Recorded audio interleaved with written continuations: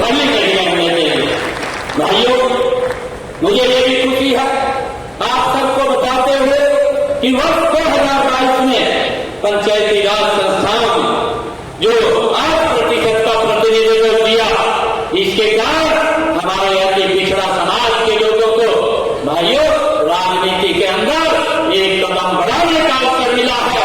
जिस अवसर को लंबे समय तक वो देख रहे थे अवसर नहीं मिलता था और किसी न किसी कारण उनके हक को दबाया जाता था, परंतु आज इस सरकार के अंदर उनके हकों को मजबूती से आगे बढ़ाने का काम ये हमारी सरकार कर रही है।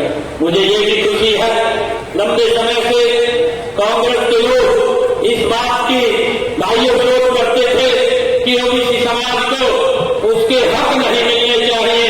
लंबे समय से चाहे काका कालेकर की रिपोर्ट हो, चाहे मंडल कमीशन की रिपोर्ट हो और चाहे अभी आदरणीय नरेंद्र मोदी जी 2018 के अंदर जब ये ओबीसी आयोग का बिल लेकर के आए, भाइयों कांग्रेस की मंशा वो स्पष्ट जाहिर होती थी। उन्होंने काका कालेकर की रिपोर्ट का विरोध किया कि ओबीसी को हक नहीं मिलने चाहिए। उन्होंने मंडल कमीशन की रिपोर्ट का विरोध किया कि ओबीसी को हक नहीं मिलने चाहिए। उन्होंने भाइयों मोदी जी अगर बिल लेकर के आते हैं, कांग्रेस ने उसका भी विरोध किया कि उनको ये हक नहीं मिलने चाहिए। परंतु आप सबका आशीर्वाद वो नरेंद्र मोदी जी के साथ था। नरेंद्र मोदी जी उस बात को पूरा अड़िग थे कि अधिकार मेरे ओबीसी समाज को मिलने चाहिए और उनको आईना दिखाने का काम किया कि 27% का आरक्षण अगर देने का काम किसी ने किया है तो नरेंद्र मोदी ने दिया है। और भाइयों ओबीसी आयोग का गठन करने का काम ये पहली बार ये हमारी सरकार ने किया है। भाइयों ओबीसी का गठन ये खाली गठन नहीं है। आज मुझे गर्व होता है बताते हुए इस ओबीसी आयोग के गठन से उसको संवैधानिक शक्तियां दी गई। आज हमारे बेटों को भाइयों सैनिक स्कूल हो, नवोदय विद्यालय हो, केंद्रीय विद्यालय हो, एमबीबीएस की सीटें हो, नीट की परीक्षा हो, मेरे ओबीसी समाज के बच्चों को 27% का लाभ मिल रहा है। ये लाभ करने का काम अगर किसी ने किया, ये भारत माँ के लाल नरेंद्र मोदी ने किया, जिसका विरोध लगातार कांग्रेस पार्टी करती रही है। कांग्रेस ने हमेशा ओबीसी को एक वोट बैंक के रूप में इस्तेमाल किया है। आज कांग्रेस के अंदर बापू बेटा रहेंगे और कोई नहीं है भाइयों। और अब आप लोग देखेंगे कि अभी जब अक्टूबर का चुनाव आएगा ये बापू बेटा ही दिखाई देंगे, ये और कोई दिखाई नहीं देगा। इनको ओबीसी दिखाई नहीं देता, ये तो अपने लिए ही काम करते हैं। भाइयों, मैं आज ये भूपेंद्र हुड्डा और राहुल गांधी से कहना चाहूंगा कि आप हर बार झूठ बोलते हैं, झूठ बोल करके लोगों को गुमराह करते हैं। मैं आज दोनों से एक क्वेश्चन पूछना चाहता हूं कि आज नरेंद्र मोदी जी ने एक गरीब बेटे को, पिछड़े समाज के बेटे को हरियाणा के मुखिया के रूप में जिम्मेवारी दी है। भाइयों, मैं उनसे आज इनसे ये बात पूछना चाहता हूं, इस बात का जवाब इनको देना होगा, ये कांग्रेस के लोगों को देना होगा जो लंबे समय तक भाइयों ओबीसी के अधिकारों को उनका हनन करते रहे, उनके अधिकारों को दबाते रहे।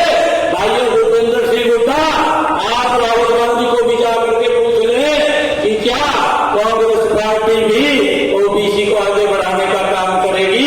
ये पूछ ले आप तो नरेंद्र मोदी जी ने एक गरीब बेटे को, ओबीसी समाज के बेटे को भाइयों आपके बीच में से उठा करके प्रदेश के मुखिया के सीट के ऊपर उठाने का काम किया है। भाइयों, मैं आज उनको पूछना चाहता हूं कि आप इसको बताने का काम करें। आप हिसाब मांग रहे हैं, आप हरियाणा के अंदर घूम घूम करके आप हिसाब देने का काम करें। जो आपने शोषण आपने एससी समाज का किया है, आपने बीसी समाज का किया है, आप उनका हिसाब देने का काम करें। लंबे समय तक आपकी सरकार देश के अंदर और प्रदेश के अंदर रही है, आपने क्या क्या काम वो किए हैं उसके बारे में भी बताने का काम करें। भाइयों, मुझे आप लोगों को बताते हुए ये बड़ी खुशी हो रही है कि पिछड़े वर्गों को नौकरियों तथा शैक्षणिक संस्थाओं में दाखिलों का, जिसका मैंने जिक्र किया है, 60% आरक्षण देने के लिए वर्ष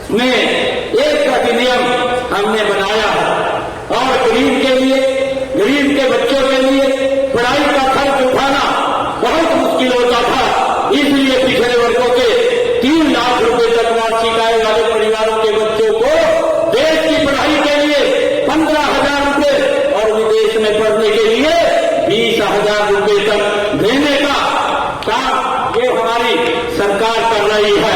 और भाइयों, अगर उनको पढ़ाई के लिए लोन की भी आवश्यकता पड़े तो उस लोन को भी मात्र 4% पिछड़े वर्ग के बच्चों को वार्षिक ब्याज पर देने का काम ये हमारी सरकार कर रही है। प्री मैट्रिक छात्रवृत्ति योजना, चाहे अन्य पिछड़े वर्ग के 9वीं 10वीं के विद्यार्थियों को 4,000 रुपए वार्षिक शैक्षणिक भत्ता हमारी सरकार के द्वारा दिया जा रहा है। भाइयों, पीएम यशस्वी योजना अन्य पिछड़े वर्गों विद्यार्थियों को 5 से लेकर के 20,000 रुपए तक शैक्षणिक भत्ता व ट्यूशन फीस भी प्रदान करने का काम ये हमारी सरकार के द्वारा किया जा रहा है। पोस्ट मैट्रिक छात्रवृत्ति योजना पिछड़े वर्गों के विद्यार्थियों को 160 रुपए से 750 रुपए तक मासिक छात्रवृत्ति देने का काम भी ये हमारी सरकार कर रही है। इसके अतिरिक्त सभी नॉन रिफंडेबल फीस का प्रतिपूर्ति भी की जाती है। अन्य पिछड़े वर्गों के लिए पोस्ट मैट्रिक छात्रवृत्ति योजना के तहत आय सीमा 1.5 लाख से बढ़ा करके 2.5 लाख रुपए करने का काम भी ये हमारी सरकार ने किया है। भाइयों, मैं आप लोगों को बताना चाहूंगा कि डॉक्टर भीमराव अंबेडकर मेधावी छात्र संशोधित योजना पिछड़ा वर्ग के विद्यार्थियों को उच्च शिक्षा के लिए 8,000 रुपए वार्षिक तक छात्रवृत्ति दी जाती है। 1,80,000 रुपए से कम आय वाले परिवारों के विद्यार्थियों की 12वीं तक फीस माफ की गई है। ये भी निर्णय हमारी सरकार ने किया है। और हमारी सरकार ने बच्चों को मुफ्त पुस्तकें, वर्दी व लेखन सामग्री भी दी जाती है। ऐसे परिवारों की, हमारे जो पिछड़ा वर्ग की परिवारों की बेटियों की कॉलेज और यूनिवर्सिटी की फीस भी माफ करने का निर्णय अगर किसी ने लिया है तो हमारी सरकार ने लिया है। भाइयों, मुझे इस बात की खुशी है। विभिन्न प्रतियोगिताओं और प्रवेश परीक्षाओं की तैयारियों के लिए उम्मीदवारों को मुफ्त कोचिंग दी जाती है। गरीबी का सबसे बड़ा कारण बेरोजगारी है, इसलिए गरीब परिवारों को उनके अनुकूल रोजगार देने का बीड़ा भी अगर किसी ने उठाया है तो हमारी सरकार ने उठाया है। मुझे ये खुशी है बताते हुए आज आप लोगों के बीच में कितना शोषण प्रदेश के युवाओं का भी होता था, भाइयों समाज के लोगों का भी, ये कांग्रेस के लोग करते थे। भाइयों, इनके यहाँ तो पर्चियां लिस्टें बनती थी, तब जाकर के बच्चे को नौकरी लगती थी। गरीब का बेटा तो ये सोच भी नहीं सकता था इनकी सरकार में कि उनको नौकरी लग जाएगी। आज हमारी सरकार के अंदर बिना पर्ची बिना खर्ची के हरियाणा सरकार में ICS अधिकारी लग रहा है। ये सिस्टम का बदलाव अगर किसी ने किया है ये हमारी सरकार ने किया है। मुझे ये खुशी है कि महिलाओं को भी कारोबार शुरू करने हेतु 2 लाख रुपए का ऋण 5% ब्याज पर पिछड़े वर्ग की हमारी जो बहनें हैं उनको पैरों पे खड़ी हो उनको देने का कार्य भी अगर किसी ने किया है तो ये हमारी सरकार ने किया है। भाइयों, कंप्यूटर के माध्यम से जो हमारे डाटा एंट्री या कौशल विकास जो सीखना चाहता है, ट्रेनिंग लेना चाहता है, 1 वर्ष का प्रशिक्षण लॉकडाउन के माध्यम से वो देने का काम भी ये हमारी सरकार कर रही है। और प्रशिक्षण के माध्यम से 250 रुपए तक का वजीफा देने का काम भी हमारी सरकार के द्वारा किया जा रहा है। हरियाणा श्रम कर्मचारी चयन आयोग द्वारा सभी जो नौकरियां हैं उनके फॉर्म को अप्लाई करने के लिए उसमें जो फीस लगती थी उसको भी हमने, जो 500 रुपया लगता था उसको भी 50% कम किया है, 250 रुपये देना पड़ता है। और हमने जो पिछड़ा वर्ग से एक योजना बना करके मुख्यमंत्री अंत्योदय परिवार योजना, इसके माध्यम से जो पिछड़े समाज के परिवार हैं इनके पास भाइयों काम करने के लिए पैसे का भी अभाव है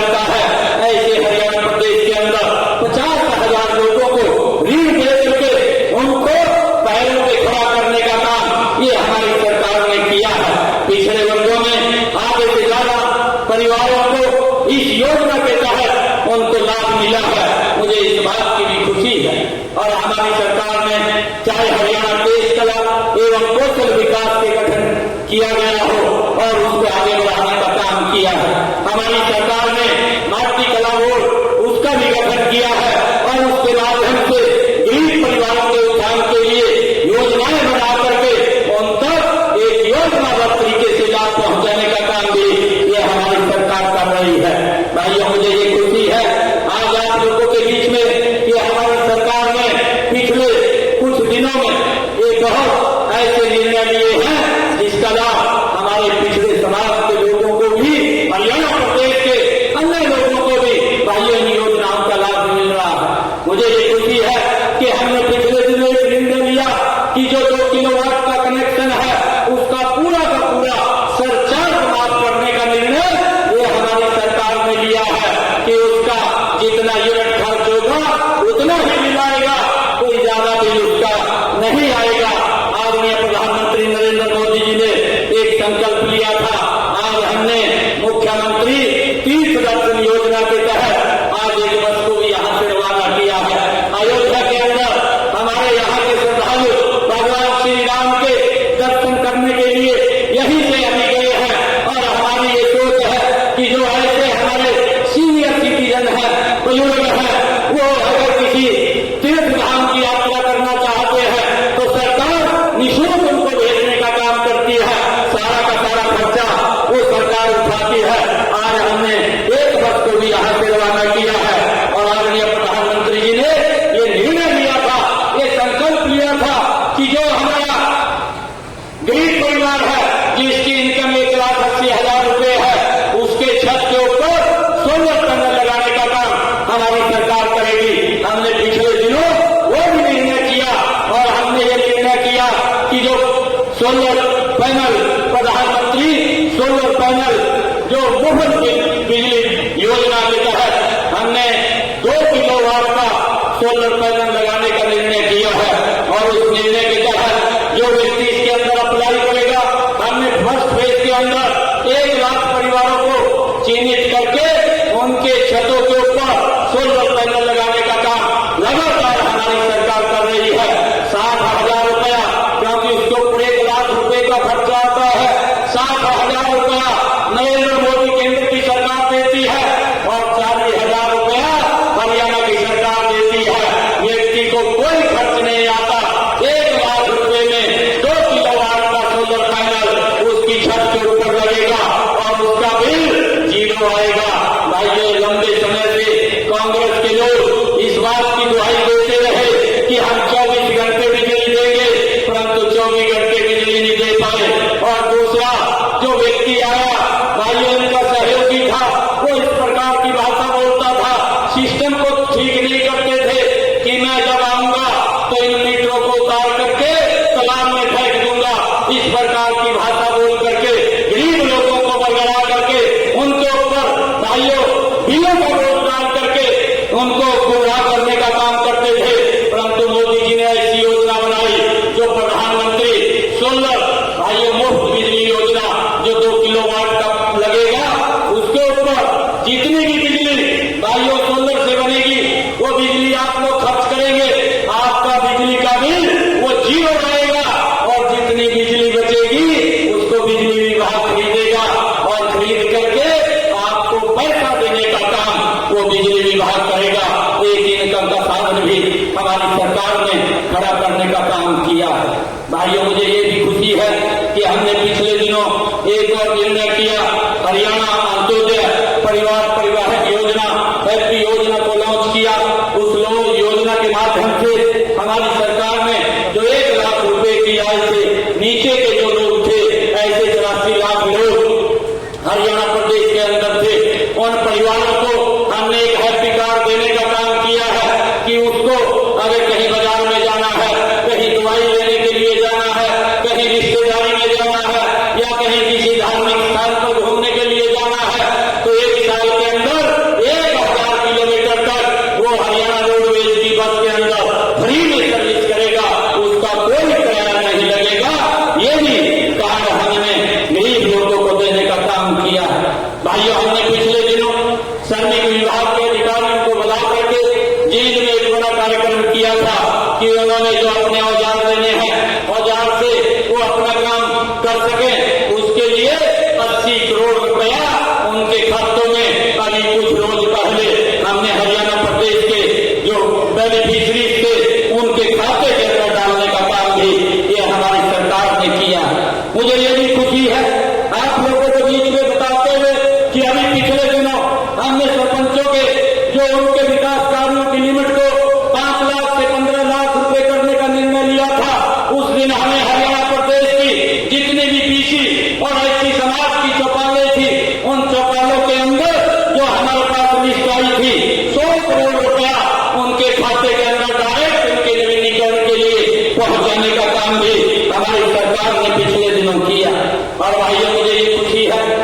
4 रोज पहले हमने एक और निर्णय किया है हमारी सरकार ने, क्योंकि जो हमारा छोटा व्यक्ति है जो मिट्टी खेत से लेकर के आता था, रेड़े पर लेकर के आता था या बुक्की पर लेकर के आता था, भाइयों ये विभाग के अधिकारी उनको रोक करके उनका चालान कर देते थे। परंतु आज हमने ये निर्णय किया है कि किसी रेड़े और बुक्की वाले को कोई भी नहीं छेड़ेगा।